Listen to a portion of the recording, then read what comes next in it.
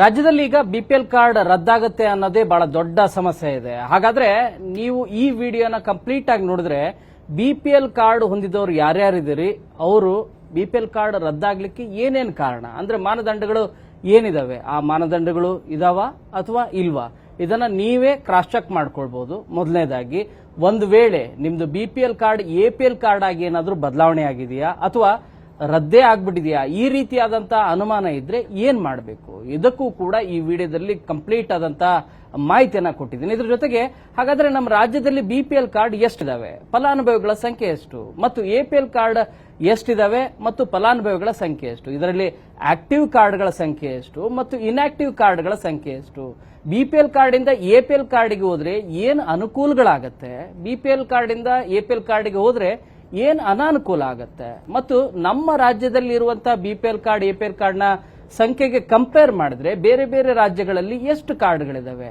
ಇವುಗಳೆಲ್ಲ ಕಂಪ್ಲೀಟ್ ಆದಂತ ಮಾಹಿತಿಯನ್ನ ಕೊಡ್ತೀನಿ. ನೀವು ನಿಮ್ಮ ಬಿಪಿಎಲ್ ಕಾರ್ಡ್ ಅದು ಫಲಾನುಭವಿ ಆಗಿದ್ರೆ ಈ ವಿಡಿಯೋನ ಮಿಸ್ ಮಾಡದೆ ನೋಡಿ, ನಿಮಗೆ ಸಂಪೂರ್ಣವಾದಂತ ಉಪಯುಕ್ತ ಮಾಹಿತಿಯನ್ನ ನಿಮಗೆ ಕೊಡ್ತಾ ಹೋಗ್ತೀನಿ. ಯಾಕಂದ್ರೆ ಕಂಟಿನ್ಯೂಸ್ ಆಗಿ ಬಿಪಿಎಲ್ ಮತ್ತು ಎಪಿಎಲ್ ಕಾರ್ಡ್ ಸಂಬಂಧಿಸಿದಂತೆ ಗ್ಯಾರಂಟಿ ಸ್ಕೀಮ್ಗಳ ಅಪ್ಡೇಟ್ ಅನ್ನ ನಿಮಗೆ ಆಗಾಗ ಕೊಡ್ತಾನೆ ಬಂದಿದ್ದೀನಿ. ಸೊ ಈಗ ಮತ್ತೆ ಯಾಕಂದ್ರೆ ರಾಜ್ಯದಲ್ಲಿ ಕಳೆದ ಒಂದು ವಾರದಿಂದನೂ ಕೂಡ ಈ ಬಗ್ಗೆ ಸಾಕಷ್ಟು ಹೆಚ್ಚು ಪ್ರಚಲಿತದಲ್ಲಿದೆ. ಅದರಲ್ಲೂ ಕೂಡ ವಿಪಕ್ಷಗಳು ಹೇಳ್ತಾ ಇದಾವೆ ಬಿಪಿಎಲ್ ಕಾರ್ಡ್ಗಳೆಲ್ಲವೂ ಕೂಡ ಎಪಿಎಲ್ ಕಾರ್ಡ್ ಆಗ್ತಾ ಇದೆ ಅಂತ ಹೇಳಿ. ವಾಸ್ತವ ಏನಿದೆ ಅದರ ಮಾಹಿತಿಯನ್ನ ಆಹಾರ ಇಲಾಖೆ ಕೊಟ್ಟಂತ ಅಧಿಕೃತ ಮಾಹಿತಿಯನ್ನ ಮತ್ತು ಆಹಾರ ಸಚಿವರು ಕೊಟ್ಟಂತ ಅಧಿಕೃತ ಹೇಳಿಕೆಗಳನ್ನ ದಾಖಲೆಗಳ ಸಹಿತ ಮತ್ತು ಅಂಕಿ ಅಂಶಗಳ ಸಹಿತ ನಿಮಗೆ ಮಾಹಿತಿಯನ್ನ ಕೊಡ್ತಾ ಹೋಗ್ತೀನಿ. ಮೊದಲನೇದಾಗಿ, ರಾಜ್ಯದಲ್ಲಿ 5 ಗ್ಯಾರಂಟಿ ಸ್ಕೀಮ್ಗಳಲ್ಲಿ ಅನ್ನಭಾಗ್ಯ ಗ್ಯಾರಂಟಿ ಸ್ಕೀಮ್ ಏನಿದೆ ಇದು ತುಂಬಾನೇ ಇಂಪಾರ್ಟೆಂಟ್. ಯಾಕಂದ್ರೆ 5 ಕೆಜಿ ಅಕ್ಕಿ, ಅದರ ಜೊತೆಗೆ 5 ಕೆಜಿಯ ಅಕ್ಕಿ ಕೊಡ್ಲಿಕ್ಕೆ ಆಗ್ಲಿಲ್ಲ, ಕಾರಣಕ್ಕಾಗಿ 5 ಕೆಜಿಯ ಬದಲಾಗಿ ಡಿಬಿಟಿ ಹಣವನ್ನ ಕೊಡ್ತಾ ಬಂದಿದ್ದಾರೆ. ಇದು ವಿಳಂಬ ಆಗ್ತಾ ಇದೆ, ಇದೆಲ್ಲರಿಗೂ ಕೂಡ ಗೊತ್ತಿರುವಂತ ವಿಚಾರ. ಹಾಗಾದ್ರೆ ಈಗ ಸದ್ಯ ಎಪಿಎಲ್ ಕಾರ್ಡ್ ರದ್ದಾಗತ್ತಾ ಅನ್ನುವಂತ ಪ್ರಶ್ನೆ ಈಗ ಎಲ್ರಿಗೂ ಕೂಡ ಉದ್ಭವ ಆಗಿದೆ. ಯಾಕೆ ಅಂತಂದ್ರೆ ಅನರ್ಹರು ಯಾರ್ಯಾರಿದ್ದಾರೆ, ಅಂದ್ರೆ ಇನ್ಎಲಿಜಿಬಲ್ ಇರುವಂತವ್ರು ಯಾರ್ಯಾರಿದ್ದಾರೆ, ಮಾನದಂಡಗಳ ಇಲ್ಲದೆ ಇರುವಂತವ್ರು ಯಾರ್ಯಾರಿದ್ದಾರೆ, ಅವರಿಗೆ ಮಾತ್ರ ತೊಂದರೆ ಆಗ್ತಾ ಇರೋದು. ಸೊ ಯಾರಿಗೆ ನಿಜವಾಗ್ಲೂ ಕೂಡ ಎಲಿಜಿಬಲ್ ಇದ್ದೀರಿ, ಮಾನದಂಡಗಳು ಇದಾವೆ ಬಿಪಿಎಲ್ ಕಾರ್ಡ್ ಅನ್ನ ಪಡಿಲಿಕ್ಕೆ, ಅವರಿಗೆ ಯಾವುದೇ ರೀತಿಯಾದಂತ ತೊಂದರೆ ಇಲ್ಲ. ಯಾರು ತೊಂದರೆ ಇಲ್ಲ, ಯಾರಿಗೆ ಟೆನ್ಷನ್ ಫ್ರೀ ಇದೆ ಅಂತ ಅನ್ನೋದಾದ್ರೆ, ಯಾರು ಗುಡಿಸಲುಗಳಲ್ಲಿ ವಾಸ ಮಾಡ್ತಾ ಇದ್ದಾರೆ, ಯಾರು ಬಾಡಿಗೆ ಮನೆಗಳಲ್ಲಿ ವಾಸ ಮಾಡ್ತಾ ಇದ್ದಾರೆ, ಯಾರು ಸ್ವಂತ ಮನೆಯಲ್ಲಿ ವಾಸ ಮಾಡ್ತಾ ಇದ್ದಾರೆ, ಅವ್ರಿಗೂ ಕೂಡ ಯಾವುದೇ ರೀತಿಯಾದಂತ ತೊಂದರೆ ಇಲ್ಲ. ಹಾಗಾದ್ರೆ ಯಾರಿಗೆ ತೊಂದರೆ ಇರೋದು ಅನ್ನೋದಾದ್ರೆ, ಒಂದೇ ಮನೆಯಲ್ಲಿ 6 ಜನ ಇರ್ತಾರೆ, 3 ಕಾರ್ಡ್ಗಳನ್ನ ತಗೊಂಡಿರ್ತಾರೆ. ಇಬ್ಬಿಬ್ರು ಸೇರಿ, ಈಗ ಮಗ ಸೊಸೆ ಒಂದು ಸಪರೇಟ್ ಕಾರ್ಡು, ಗಂಡ ಹೆಂಡತಿ ಅಂದ್ರೆ ಯಜಮಾನ ಮತ್ತು ಯಜಮಾನಿ ಸೇರಿ ಒಂದು ಕಾರ್ಡು, ಮತ್ತೆ ಇನ್ನೊಬ್ಬ ಮಗ ಮತ್ತು ಸೊಸೆ ಸೇರಿ, ಹೀಗೆ 3 ಕಾರ್ಡ್ಗಳನ್ನ ತೆಗೆದುಕೊಂಡು ಒಂದೇ ಮನೆಯಲ್ಲಿ ವಾಸ ಮಾಡ್ತಾ ಇದ್ರೆ, ಒಂದೇ ಮನೆಯಲ್ಲಿ ನೀವು ಇದ್ರೆ, ಆ ರೀತಿ ಏನಾದ್ರೂ ಆದ್ರೆ ಮಾತ್ರ ಕಾರ್ಡ್ ಅನ್ನ ಎಪಿಎಲ್ ಕಾರ್ಡ್ ಅನ್ನ ಬಿಪಿಎಲ್ ಕಾರ್ಡ್ ಅನ್ನ ಎಪಿಎಲ್ ಕಾರ್ಡ್ ಆಗಿ ಮಾರ್ಪಾಡು ಮಾಡುವಂತ ಕೆಲಸ ಮಾಡ್ತಾರೆ. ಇನ್ನು ಎಲ್ರಿಗೂ ಕೂಡ ಗೊತ್ತಿರುವಂತ ವಿಚಾರ ಅಂತಂದ್ರೆ, ಸರ್ಕಾರಿ ಉದ್ಯೋಗಿಗಳು ಯಾರ್ಯಾರಿದ್ದೀರಿ ಅವರೆಲ್ಲರಿಗೂ ಕೂಡ ಅವರ ಕಾರ್ಡ್ಗಳನ್ನ ಡಿಲೀಟ್ ಮಾಡುವಂತ ಪ್ರಕ್ರಿಯೆ ಇದೇನು ಈ ವರ್ಷ ಏನು ಆಗ್ತಾ ಇರೋದಲ್ಲ. ಯಾಕೆ ಎಲ್ಲರೂ ಕೂಡ ಗುಲ್ಲೆಬ್ಬ ರೀತಿಯಾಗಿ ಮಾತಾಡ್ತಾ ಇದಾರೆ ಅರ್ಥ ಆಗ್ತಾ ಇಲ್ಲ. ಪ್ರತಿ ವರ್ಷನೂ ಕೂಡ ಸ್ಕ್ರೂಟ್ನಿ ಆಗ್ತಾ ಇದೆ. ಬಟ್ ಈ ಸರಿ ಸ್ವಲ್ಪ ಸೀರಿಯಸ್ ಆಗಿ ವರ್ಕ್ ಮಾಡ್ತಿರೋದು ಯಾಕೆ ಅಂತಂದ್ರೆ, ಫಲಾನುಭವಿಗಳ ಸಂಖ್ಯೆ ಬೇರೆ ರಾಜ್ಯಗಳಿಗೆ ಹೋಲಿಸಿದ್ರೆ ನಮ್ಮ ರಾಜ್ಯದಲ್ಲಿ ಇನ್ನೂ 20% ಹೆಚ್ಚಿದೆ. ಇನ್ಫ್ಯಾಕ್ಟ್ ನಿಮಗೆ ಆಂಧ್ರದ, ತೆಲಂಗಾಣ, ಮಹಾರಾಷ್ಟ್ರ, ಕೇರಳ ಹೀಗೆ ಬೇರೆ ಕಡೆಗೆ ನೋಡಿದ್ರೆ ಈ ಬಿಪಿಎಲ್ ಕಾರ್ಡ್ ಹೊಂದೋರ ಸಂಖ್ಯೆ ಏನಿದೆ 50% ಕೂಡ ಮೀರಿಲ್ಲ. ಕೆಲವು ಕಡೆಗೆ 50% ಇದೆ, ಕೆಲವು ಕಡೆಗೆ 50% ಕೂಡ ರೀಚ್ ಆಗಿಲ್ಲ. ಆದ್ರೆ ನಮ್ಮ ರಾಜ್ಯದಲ್ಲಿ 75 to 80%, ಅಂದ್ರೆ ಬಿಪಿಎಲ್ ಕಾರ್ಡ್ ಹೊಂದಲಿಕ್ಕೆ ನಮ್ಮ ರಾಜ್ಯದಲ್ಲಿ ಇರುವಂತ ಜನಸಂಖ್ಯೆನ ಕಂಪೇರ್ ಮಾಡಿದ್ರೆ ಬರೋಬ್ಬರಿ 4.5 ಕೋಟಿ ಫಲಾನುಭವಿಗಳು ಬಿಪಿಎಲ್ ಕಾರ್ಡ್ ಫಲಾನುಭವಿಗಳಿದ್ದಾರೆ. ಇದರಲ್ಲಿ ಅಂತ್ಯೋದಯ ಕಾರ್ಡ್ ಫಲಾನುಭವಿಗಳು ಕೂಡ ಇದ್ದಾರೆ. ಎಷ್ಟು ಬಿಪಿಎಲ್ ಕಾರ್ಡ್ಗಳಿದಾವೆ ನಮ್ಮ ರಾಜ್ಯದಲ್ಲಿ ಅಂದ್ರೆ 1,28,00,000 ಬಿಪಿಎಲ್ ಕಾರ್ಡ್ ಕಾರ್ಡ್ಗಳಿದಾವೆ. ಫಲಾನುಭವಿಗಳಿರೋದು 4.5 ಕೋಟಿ. ಹಾಗಾದ್ರೆ ಎಪಿಎಲ್ ಕಾರ್ಡ್ ಎಷ್ಟು ಜನ ಇದಾರೆ ಅಂತ ನೋಡೋದಾದ್ರೆ 24 ಲಕ್ಷ ಎಪಿಎಲ್ ಕಾರ್ಡ್ ಇದಾವೆ. ಇದರಲ್ಲಿ 86,27,000 ಇವರು ಎಪಿಎಲ್ ಕಾರ್ಡ್ನ ಫಲಾನುಭವಿಗಳು. ಆದ್ರೆ ಇದರಲ್ಲಿ ಆಕ್ಟಿವ್ ಆಗಿರೋರು ನೋಡ್ತಾ ಹೋದ್ರೆ ನಿಮಗೆ ಒಂದು 10 ಲಕ್ಷ ಇದ್ರೆ ಹೆಚ್ಚಾಯ್ತು, ಇನ್ನುಳಿದರೆಲ್ಲ ಇನ್ಆಕ್ಟಿವ್. ಯಾಕಂದ್ರೆ ಎಪಿಎಲ್ ಕಾರ್ಡ್ ಗ್ಯಾರಂಟಿ ಸ್ಕೀಮ್ ಬರುವ ಮುನ್ನ ಅದು ಏನಂದ್ರೆ ಏನು ಯೂಸ್ ಆಗ್ತಾ ಇದ್ದಿಲ್ಲ. ದುಡ್ಡು ಕೊಟ್ಟು ನೀವು ಅಕ್ಕಿಯನ್ನ ಖರೀದಿ ಮಾಡಲಿಕ್ಕೆ ಅವಕಾಶ ಇತ್ತು. 10 ಕೆಜಿವರೆಗೂ ಕೂಡ ನೀವು ತೆಗೆದುಕೊಳ್ಬಹುದಾಯಿತು. ಬಟ್ ಆ ರೀತಿ ಖರೀದಿ ಮಾಡೋರ ಸಂಖ್ಯೆ ಏನಿದೆ ತುಂಬಾನೇ ಕಡಿಮೆ ಇತ್ತು. ಆಕ್ಟಿವ್ ಆಗಿರುವಂತಹ ಕಾರ್ಡ್ಗಳಿದ್ದಾವೆ 10 ಲಕ್ಷ ಮಾತ್ರ ಇದಾವೆ. ಯಾವಾಗ ಗೃಹಲಕ್ಷ್ಮಿ ಯೋಜನೆ ಬಂತು, APL ಕಾರ್ಡ್ ಆದ್ರೂ ಇದ್ರೆ ಅನುಕೂಲ ಆಗತ್ತೆ, ಅದನ್ನ ಕನ್ಸಿಡರ್ ಮಾಡ್ತಾರೆ ಅಂತ ಹೇಳಿ ಗೊತ್ತಾದ ಮೇಲೆ APL ಕಾರ್ಡ್ ಅನ್ನ ಮಾಡಿಸ್ಲಿಕ್ಕೆ ಬಹಳಷ್ಟು ಜನ ಪ್ರಯತ್ನ ಪಟ್ಟರು. ಇನ್ಆಕ್ಟಿವ್ ಆಗಿರುವಂತಹ ಕಾರ್ಡ್ಗಳನ್ನ ಆಕ್ಟಿವ್ ಮಾಡಲಿಕ್ಕೆ ಬಹಳ ಪ್ರಯತ್ನಗಳೆಲ್ಲವನ್ನು ಕೂಡ ಪಟ್ಟರು. ಇನ್ನು BPL ಕಾರ್ಡ್ಗಳು ಕೆಲವರು ಇನ್ಆಕ್ಟಿವ್ ಆಗಿರೋ ಅವನ್ನೆಲ್ಲವನ್ನು ಕೂಡ ಆಕ್ಟಿವ್ ಮಾಡ್ಲಿಕ್ಕೆ ಮುಂದಾದ್ರು. ಗ್ಯಾರಂಟಿ ಸ್ಕೀಮ್ ಬಂದಾದ್ಮೇಲೆ ಫುಲ್ ಡಿಮ್ಯಾಂಡ್ ಅಂದ್ರೆ ಡಿಮ್ಯಾಂಡ್. BPL ಕಾರ್ಡ್ ಯಾವಾಗ ಸಿಗುತ್ತೆ ಟ್ರೈ ಮಾಡಕ್ಕೆ ಹೋದ್ರು. ಎಷ್ಟು ಜನ ಈಗ ಹೊಸದಾಗಿ ಅಪ್ಲಿಕೇಶನ್ ಹಾಕಿದ್ದಾರೆ ಅನ್ನೋದು ಮಾಹಿತಿನೂ ಕೂಡ ಹೇಳ್ತೀನಿ ಕೇಳಿ. ನಿಮಗೆ 3 ಲಕ್ಷಕ್ಕೂ ಹೆಚ್ಚು ಜನ BPL ಕಾರ್ಡ್ ಕೊಡಿ ಅಂತ ಹೇಳಿ ಕಳೆದ 1.5 ವರ್ಷದಿಂದನೂ ಕೂಡ ಅಪ್ಲೈ ಮಾಡಿದವರಿದ್ದಾರೆ. ಇವರಿಗೆ ಇದುವರೆಗೂ BPL ಕಾರ್ಡ್ ಅನ್ನ ಕೊಡ್ಲಿಕ್ಕೆ ಬಂದಿಲ್ಲ. ಆದ್ರೆ ನಿಮಗೆ ಇದರಲ್ಲಿ 3,000ಕ್ಕೂ ಹೆಚ್ಚು ಜನ BPL ಕಾರ್ಡ್ ಅನ್ನ ಪಡೆದಿದ್ದಾರೆ. ಹೇಗೆ ಪಡೆದಿದ್ದಾರೆ ಅಂದ್ರೆ ಫಾರ್ ಎಮರ್ಜೆನ್ಸಿ ಪರ್ಪಸ್, ಆರೋಗ್ಯ ಕಾರ್ಡ್ಗಳಿಗೆ. ಅಂದ್ರೆ ಈಗ ನಿಮ್ಮ ಮನೇಲಿ ಯಾರಿಗೋ ಹುಷಾರಿರೋದಿಲ್ಲ, ಆಪರೇಷನ್ ಮಾಡಬೇಕಾಗಿರುತ್ತೆ, ಸರ್ಕಾರಿ ಆಸ್ಪತ್ರೆಯಲ್ಲಿ ಚಿಕಿತ್ಸೆ ಮಾಡಿಸಬೇಕಾಗಿರುತ್ತೆ, ಶಸ್ತ್ರಚಿಕಿತ್ಸೆ ಆಗ್ಬೇಕಾಗಿರುತ್ತೆ, ಅಂತ ಹೊತ್ತಲ್ಲಿ ಎಮರ್ಜೆನ್ಸಿ BPL ಕಾರ್ಡ್ ಅನ್ನ ಕೊಡ್ತಾರೆ. ಈ BPL ಕಾರ್ಡ್ ಅಲ್ಲಿ ಫಾರ್ ಎಮರ್ಜೆನ್ಸಿ ಪರ್ಪಸ್ ಹೆಲ್ತ್ ಕಾರಣಕ್ಕಾಗಿ ಮಾತ್ರ ಕಾರ್ಡ್ ಕೊಡ್ತಾರೆ. ಇನ್ನುಳಿದಂತೆ ನಿಮಗೆ ಅಕ್ಕಿಯನ್ನ ಪಡಿಲಿಕ್ಕಾಗೋದಿಲ್ಲ, ಅಕ್ಕಿಯ ಬದಲಾಗಿ DBT ಹಣ ಪಡಿಲಿಕ್ಕಾಗೋದಿಲ್ಲ, ಬೇರೆ ಬೇರೆ ಸ್ಕೀಮ್ಗಳ ಫಲಾನುಭವಿ ಆಗ್ಲಿಕ್ಕೂ ಕೂಡ ಇದರಿಂದ ಅನುಕೂಲ ಆಗೋದಿಲ್ಲ. ಆದ್ರೆ ಎಮರ್ಜೆನ್ಸಿ ಪರ್ಪಸ್ ಮಾತ್ರ ಕೊಡ್ತಾ ಇರೋದು. ಹಾಗಾದ್ರೆ ಹೊಸ BPL ಕಾರ್ಡ್ ಕೊಡೋದಿಲ್ವಾ ಅಂತಂದ್ರೆ ಖಂಡಿತವಾಗಿ ಕೂಡ ಸದ್ಯಕ್ಕೆ ಕೊಡೋದಿಲ್ಲ. ಯಾಕೆ ಅಂತಂದ್ರೆ 80% ಅಂದ್ರೆ 4.5 ಕೋಟಿ ಅಂದಾಜಷ್ಟು ಎಲ್ಲ ಫಲಾನುಭವಿಗಳೆಲ್ಲರೂ ಕೂಡ ಇರೋದು. 1,28,00,000 ಕಾರ್ಡ್ಗಳೇನಿದಾವಲ್ಲ, ಇದನ್ನ ಪರಿಷ್ಕರಣೆ ಮಾಡಲಿಕ್ಕೆ ಮುಂದಾಗ್ತಾ ಇರೋದು ಇದೇ ಕಾರಣಕ್ಕಾಗಿ. ಹಾಗಾದ್ರೆ ಎಷ್ಟು ಜನ ಅನರ್ಹರಿದ್ದಾರೆ ಅಂತ ಹೇಳಿ ಈ ವರ್ಷ ಕ್ರಾಸ್ ಚೆಕ್ ಮಾಡಿದೆ ಸರ್ಕಾರ ಅಂತಂದ್ರೆ ಇದರಲ್ಲಿ 12 ಲಕ್ಷ. ಈ ಕಳೆದ ತಿಂಗಳು ದಾಖಲೆಗಳನ್ನ ಅಂದ್ರೆ ಅಂಕಿಅಂಶಗಳನ್ನ ನೋಡ್ತಾ ಹೋದ್ರೆ 10 ಲಕ್ಷ ಅಂತಿತ್ತು. ಈಗ ಒಂದು ತಿಂಗಳು ಮತ್ತೆ ಅಪ್ಡೇಟ್ ಮಾಹಿತಿ ಇರೋದೇನಂದ್ರೆ 12 ಲಕ್ಷ ಅನರ್ಹ ಫಲಾನುಭವಿಗಳು ಅಂದ್ರೆ ಕಾರ್ಡ್ದಾರರಿದ್ದಾರೆ ಅಂತ ಹೇಳಿ ಮಾಹಿತಿ ಲಭ್ಯ ಆಗ್ತಾ ಇದೆ.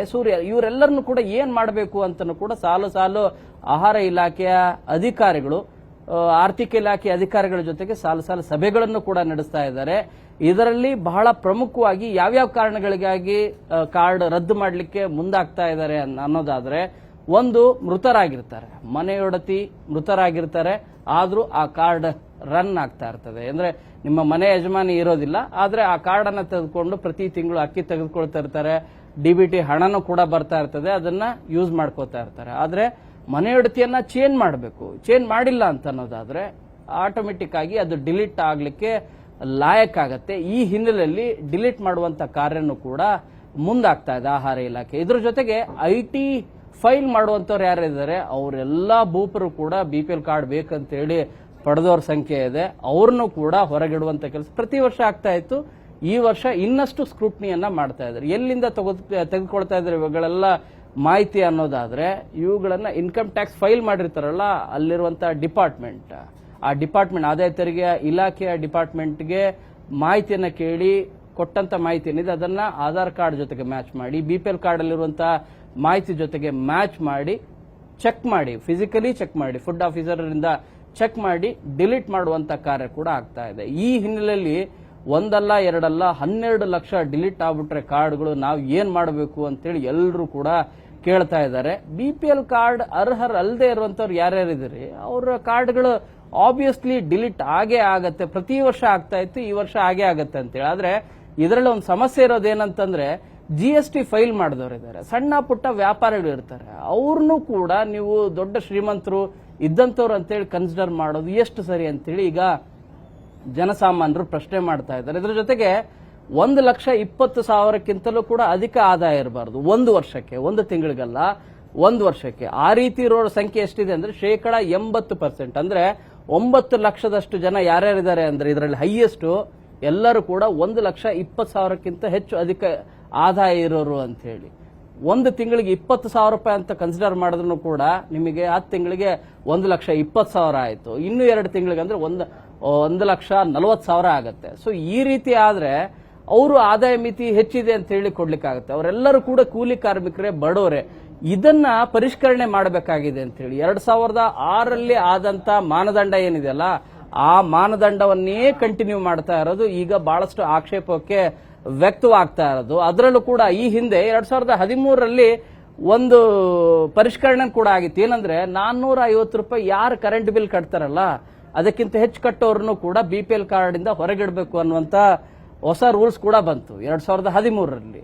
ಇದು ಪರಿಷ್ಕರಣೆ, ಈ ಮಾನದಂಡಗಳೇನಿದಾವೆ ಇವುಗಳನ್ನ ಪರಿಷ್ಕರಣೆ ಮಾಡಬೇಕು ಅಂತ ಹೇಳಿ ಹೇಳ್ತಾ ಇದ್ದಾರೆ. ಹಾಗಾದ್ರೆ ನನ್ನ BPL ಕಾರ್ಡ್ ಪರಿಷ್ಕರಣೆ ಆಗಿದೆಯೋ ಇಲ್ವೋ, BPL ಕಾರ್ಡ್ ಇಂದ APL ಕಾರ್ಡ್ಗೆ ವರ್ಗ ಆಗಿದೆಯೋ ಅಥವಾ BPL ಕಾರ್ಡೇ ರದ್ದಾಗಿದೆಯೋ, ಇದನ್ನ ತಿಳ್ಕೊಳ್ಳೋದು ಹೇಗೆ ಮತ್ತು ಏನೇನು ಮಾನದಂಡಗಳು, ಇದನ್ನ ಮತ್ತೊಂದು ಸರಿ ನೀಟಾಗಿ ಬ್ರೀಫ್ ಆಗಿ ನಿಮಗೆ ಅರ್ಥ ಆಗೋ ರೀತಿಯಾಗಿ ಹೇಳ್ತೀನಿ. ಒಂದು, ನಿಮ್ಮ ಕಾರ್ಡ್ ಅಲ್ಲಿರುವಂತಹ ಸದಸ್ಯರಲ್ಲಿ ಯಾರಾದ್ರೂ ಕೂಡ ಸರ್ಕಾರಿ ನೌಕರರಾಗಿದ್ರೆ ಅವರು BPL ಕಾರ್ಡ್ ಪಡಿಲಿಕ್ಕೆ ಅರ್ಹರಲ್ಲ.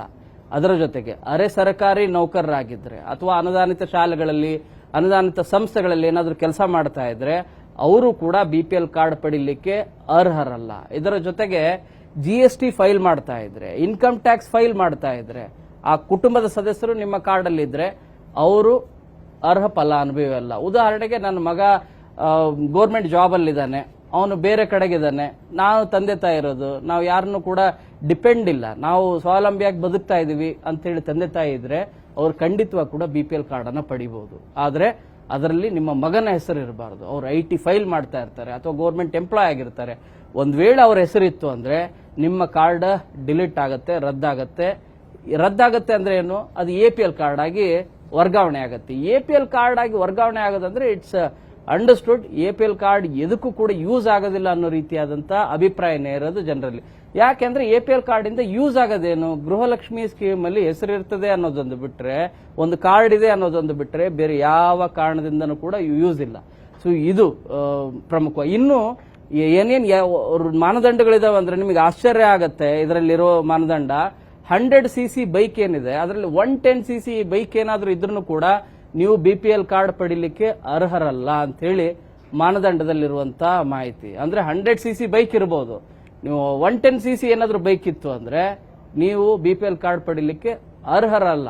ಆ ರೀತಿಯಾದಂತ ಮಾಹಿತಿ ಇರೋದು. ಇನ್ನು ನಗರ ಪ್ರದೇಶದಲ್ಲಿ 1000 ಚದರ ಮೀಟರ್ಗಿಂತ ಹೆಚ್ಚು ಅಂದ್ರೆ ನಿಮಗೆ ಸ್ಕ್ವೇರ್ ಫೀಟ್ ಗಿಂತ ಹೆಚ್ಚು ಜಾಗ ಏನಾದ್ರೂ ಹೊಂದಿದ್ರೆ, ಅದು ನಿಮ್ಮ ಹೆಸರಲ್ಲಿದ್ರೆ, ಅದು ಕುಟುಂಬದ ಸದಸ್ಯರು ಯಾರೊಬ್ಬರ ಹೆಸರಲ್ಲಿದ್ರೆ ಅವರನ್ನ ಮುಲಾಜಿಲ್ಲದೆ BPL ಕಾರ್ಡ್ ಇಂದ APL ಕಾರ್ಡ್ಗೆ ಶಿಫ್ಟ್ ಮಾಡುವಂತ ಕಾರ್ಯ ಸರ್ಕಾರ ಮಾಡ್ತಾ ಇದೆ. ಇದರ ಜೊತೆಗೆ ಗ್ರಾಮೀಣ ಭಾಗದಲ್ಲಿ ಅಥವಾ ನಿಮಗೆ 3.5 ಎಕರೆಗಿಂತಲೂ ಕೂಡ ಹೆಚ್ಚು 7.5 ಎಕರೆಗಿಂತಲೂ ಕೂಡ ಹೆಚ್ಚು ಜಮೀನಿದ್ರೆ, ಅದು ಒಣ ಬೇಸಾಯ ಭೂಮಿ ಆಗಿರ್ಬೋದು ಅಥವಾ ನೀರಾವರಿ ಭೂಮಿ ಆಗಿರ್ಬೋದು, ಇದಕ್ಕಿಂತಲೂ ಕೂಡ ಹೆಚ್ಚು ಜಮೀನಿದ್ರೆ ಅವರನ್ನು ಕೂಡ ಕನ್ಸಿಡರ್ ಮಾಡೋದಿಲ್ಲ, BPL ಕಾರ್ಡ್ ಇಂದ ಹೊರಗಿಡುವಂತ ಕಾರ್ಯ ಆಗತ್ತೆ. ಸೊ ಇವೆಲ್ಲ ಮಾನದಂಡಗಳು ಇಲ್ಲ ಅನ್ನೋದಾದ್ರೆ, ನೀವು ಬಡವರು, ಶ್ರಮಿಕರು, ಕೂಲಿ ಕಾರ್ಮಿಕರು, ಅಧಿಕ ಆದಾಯ ಇಲ್ಲ, ಇನ್ಕಮ್ ಟ್ಯಾಕ್ಸ್ ಅಲ್ಲಿ ನಿಮಗೆ 1,20,000ಕ್ಕಿಂತ ಕಡಿಮೆ ಇದೆ, ಇವೆಲ್ಲ ಇದ್ದು ಕೂಡ ನಿಮ್ಮನ್ನ ಹೆಸರು ಡಿಲೀಟ್ ಮಾಡಿದ್ದಾರೆ ಅಂತೇನಾದ್ರು ಅಂದ್ರೆ ಹೇಗೆ ಗೊತ್ತಾಗತ್ತೆ ಅನ್ನೋದಾದ್ರೆ, ನಿಮಗೆ ಅಕ್ಕಿ ರೇಷನ್ ತೆಗೆದುಕೊಳ್ಳಿಕ್ಕೆ ಹೋದಾಗ ಅಕ್ಕಿ ಕೊಡೋದಿಲ್ಲ, DBT ಹಣ ಬರೋದಿಲ್ಲ. ಸೊ ಇವೆರಡೂ ಬರದೇ ಇದ್ದಾಗ ನೀವು ಸ್ಥಳೀಯವಾಗಿ ತಹಶೀಲ್ದಾರ್ ಕಚೇರಿಗೆ ಹೋಗ್ಬೋದು. ಯಾಕೆ ಸ್ವಾಮಿ ನನ್ನ ಕಾರ್ಡ್ ಡಿಲೀಟ್ ಆಗಿದೆ, ಏನಾಗಿದೆ ಮಾಹಿತಿ ಕೊಡಿ ಅಂತ ಕೇಳಬಹುದು. ಎರಡನೇದು, ತಾಲೂಕು ಮಟ್ಟದಲ್ಲಿರುವಂತಹ ಆಹಾರ ಇಲಾಖೆ ಕಚೇರಿಗೆ ಹೋಗ್ಬೋದು, ಕೇಳಬಹುದು. ಅಥವಾ ಇದ್ರಲ್ಲಿ ಒಂದು ಸ್ವಲ್ಪ ವಿದ್ಯಾವಂತರು ಇದ್ರೆ ಅಥವಾ ಅದರ ಬಗ್ಗೆ ಮಾಹಿತಿ ಇದೆ ಅನ್ನೋದಾದ್ರೆ ಕರ್ನಾಟಕ 1, ಬೆಂಗಳೂರು 1 ಅಂತ ಸೈಬರ್ ಸೆಂಟರ್ಗಳಿಗೆ ಹೋಗಿ ನಂಬರ್ ಅನ್ನ, ನಿಮಗೆ BPL ಕಾರ್ಡ್ ನಂಬರ್ ಏನಿರುತ್ತಲ್ಲ ಅದನ್ನ ನೀವು ಎಂಟ್ರಿ ಮಾಡಿದ್ರೆ ಆಹಾರ ಇಲಾಖೆಯ ahara.kar.nic ವೆಬ್ಸೈಟ್ ಅಲ್ಲಿ ನೀವು ಚೆಕ್ ಮಾಡಿದ್ರೆ ನಿಮ್ಮ ಕಾರ್ಡ್ನ ಸ್ಥಿತಿಗತಿ ಏನಿದೆ, ಅಂದ್ರೆ ನಿಮ್ದು APL ಕಾರ್ಡ್ ಆಗಿದೆಯೋ, BPL ಕಾರ್ಡ್ ಮುಂದುವರೆದಿದೆಯೋ, ಏನು ತಾಂತ್ರಿಕ ಕಾರಣಗಳಿಂದ ನಿಮಗೆ ಹಣ ಕೊಟ್ಟಿಲ್ಲ, ಎಲ್ಲದರ ಮಾಹಿತಿ ಕೂಡ ಸಿಗುತ್ತೆ. ಒಂದ್ ವೇಳೆ ಇದರಲ್ಲಿ ಎಲ್ಲೂ ಮಾಹಿತಿ ಸಿಕ್ಕಿಲ್ಲ ಅಂದ್ರೆ ನೀವು ತಾಲೂಕು ಮಟ್ಟದಲ್ಲಿರುವಂತಹ ಆಹಾರ ಇಲಾಖೆಯ ಕಚೇರಿಗೆ ಹೋಗಿ ಅಲ್ಲಿ ಮಾಹಿತಿ ಕೇಳಿದ್ರೆ ಖಂಡಿತವಾಗಿ ಕೂಡ ನಿಮ್ಗೆ ಮಾಹಿತಿಯನ್ನ ಕೊಡ್ತಾರೆ.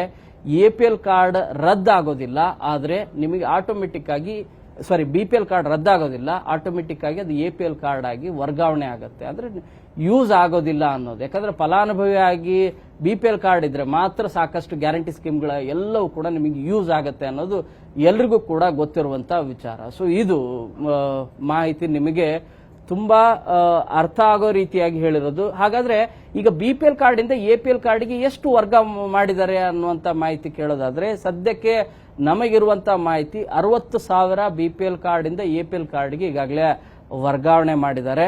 ಇನ್ನು ಆಹಾರ ಸಚಿವರು ಕೂಡ ಈ ಬಗ್ಗೆ ಸ್ಪಷ್ಟನೆಯನ್ನ ಕೊಟ್ಟಿದ್ದಾರೆ, BPL ಕಾರ್ಡ್ ಅನ್ನ ರದ್ದು ಮಾಡೋದಿಲ್ಲ ಅಂತೇಳಿ. ಬಟ್ ಅವ್ರು ಇಂಡೈರೆಕ್ಟ್ ಆಗಿ ಹೇಳಿರೋದು APL ಕಾರ್ಡಿಗೆ ಶಿಫ್ಟ್ ಮಾಡಿದ್ರೆ ಅದು ಇಟ್ಸ್ ಅಂಡರ್ಸ್ಟುಡ್ ನಿಮಗೆ BPL ಕಾರ್ಡ್ ಯೂಸ್ ಆಗ ನಿಮಗೆ ಸಿಗೋದಿಲ್ಲ ಅಂತ ಹೇಳಿ. BPL ಕಾರ್ಡ್ ಆಗಿದ್ರೆ 5 kg ಅಕ್ಕಿ ಸಿಗ್ತಾ ಇತ್ತು, ಅದ್ರ ಬದಲು ಹಣ ಸಿಗ್ತಾ ಇತ್ತು. ಇದ್ರ ಜೊತೆ ಗೃಹಜ್ಯೋತಿ ಇರ್ಬೋದು, ಬೇರೆ ಬೇರೆ ಸ್ಕೀಮ್ಗಳಿಗೆ ತುಂಬಾ ಯೂಸ್ಫುಲ್ ಆಗ್ತಾ ಇತ್ತು. ಮೇನ್ಲಿ ನಿಮಗೆ ಮೆಡಿಕಲ್ ಎಮರ್ಜೆನ್ಸಿ ಇದ್ರೆ ಅದು ಕೂಡ ಅನುಕೂಲ ಆಗ್ತಾ ಇತ್ತು. ಈಗ BPL ಕಾರ್ಡ್ ಒಂದ್ಸರಿ ರಿಜೆಕ್ಟ್ ಆಗ್ಬಿಟ್ರೆ ನೀವು ಮತ್ತೆ ತೆಗೆದುಕೊಳ್ಬೇಕಾದ್ರೆ ಆಹಾರ ಸಚಿವರು ಹೇಳ್ತಾ ಇರೋದೇನಂದ್ರೆ ಮೊದಲು ಸ್ಕ್ರೂಟ್ನಿ ಮಾಡಿದ್ದನ್ನ ಈಗ ಪರಿಶೀಲನೆ ಮಾಡ್ತಾ ಇದೀವಿ, ಹಂತ ಹಂತವಾಗಿ ಡಿಲೀಟ್ ಮಾಡ್ತಾ ಇದೀವಿ. ಡಿಲೀಟ್ ಅಂದ್ರೆ APL ಕಾರ್ಡ್ಗೆ ಶಿಫ್ಟ್ ಮಾಡ್ತಾ ಇದೀವಿ. ಎಲ್ಲ ಶಿಫ್ಟ್ ಮಾಡಾದ್ಮೇಲೆ ಅದ್ರಲ್ಲಿ ಯಾರಾದ್ರೂ ಬಡವರಿದ್ರೆ ಅರ್ಜಿಯನ್ನ ಸಲ್ಲಿಸಬಹುದು. ವಾಪಸ್ ಅದನ್ನ ಮರುಪರಿಶೀಲನೆ ಮಾಡೋದು ಯಾವಾಗ ಅಂದ್ರೆ ಒಂದು ಹಂತದವರೆಗೂ, ಅಂದ್ರೆ 12 ಲಕ್ಷ ಕಾರ್ಡ್ಗಳೇನಿದಾವ ಇವುಗಳೆಲ್ಲವನ್ನು ಕೂಡ ಪರಿಶೀಲನೆ ಮಾಡಿದ ನಂತರ ನಾವು ಪರಿಶೀಲನೆಯನ್ನ ಮಾಡ್ತೀವಿ ಅಂತ ಹೇಳ್ತಾರೆ. ಬಟ್ ಇದು ನಿಜವಾಗ್ಲೂ ಬಡವರಿಗೆ ಅನಾನುಕೂಲ ಆಗತ್ತೆ. ಯಾರು ನಿಜವಾಗ್ಲೂ ಫಲಾನುಭವಿ ಆಗಿರ್ತಾರೆ ಅವರು ಅರ್ಹ ಫಲಾನುಭವಿ ಆಗಿದ್ರು ಕೂಡ ಬೇರೆ ಬೇರೆ ಕಾರಣಗಳಿಗೆ, ಅಂದ್ರೆ ಇಲ್ಲದೆ ಇರುವಂತಹ ಕಾರಣಗಳಿಗೆ, ಈಗ ನಾವು ಬಹಳಷ್ಟು ಕಡೆ ಕರ್ನಾಟಕಾದ್ಯಂತನೂ ಕೂಡ ಎಲ್ಲರ ಮಾಹಿತಿಯನ್ನ ಕೊಡ್ತಾ ಇರೋದು, ಅಥವಾ ನಮ್ಮ ಜಿಲ್ಲಾ ವರದಿಗಾರರಿಂದ ಕೂಡ ಸಿಗ್ತಿರುವಂತ ಮಾಹಿತಿ ಏನಂದ್ರೆ ಅವರು IT ಫೈಲ್ ಮಾಡಿರಲ್ಲ, GST ಫೈಲ್ ಮಾಡಿರೋದಿಲ್ಲ, ಬಡವರು ಇರ್ತಾರೆ, ಅವ್ರ ಮನೇಲಿ ಯಾರು ಸರ್ಕಾರಿ ನೌಕರಿ ಇರೋದಿಲ್ಲ. ಆದ್ರೂ ಕೂಡ ಇದ್ದಕ್ಕಿದ್ದಂತೆ ಕಳೆದ 1 ತಿಂಗಳಿಂದ BPL ಕಾರ್ಡ್ನ ಅಕ್ಕಿನೂ ಬರ್ತಾ ಇಲ್ಲ, DBT ಹಣ ಕೂಡ ಬರ್ತಾ ಇಲ್ಲ. ಯಾಕೆ ಹೀಗಾಗ್ತಿದೆ ಅನ್ನುವಂಥ ಪ್ರಶ್ನೆ ಕೂಡ ಉದ್ಭವ ಆಗ್ತದೆ. ಇದನ್ನ ಫಿಸಿಕಲಿ ಹೋಗಿ ಚೆಕ್ ಮಾಡುವಂತ ಕಾರ್ಯವನ್ನ ಫುಡ್ ಇನ್ಸ್ಪೆಕ್ಟರ್ ಮಾಡದೇ ಇರೋ ಕಾರಣಕ್ಕಾಗಿ ಅನ್ನುವಂತ ಮೇಲ್ನೋಟಕ್ಕೆ ಪ್ರಾಥಮಿಕವಾಗಿ ಮಾಹಿತಿ ಸಿಗ್ತಾ ಇರೋದು. ಈ ರೀತಿಯಾದಂತಹ ಆರೋಪಗಳು ಕೂಡ ಇದಾವೆ.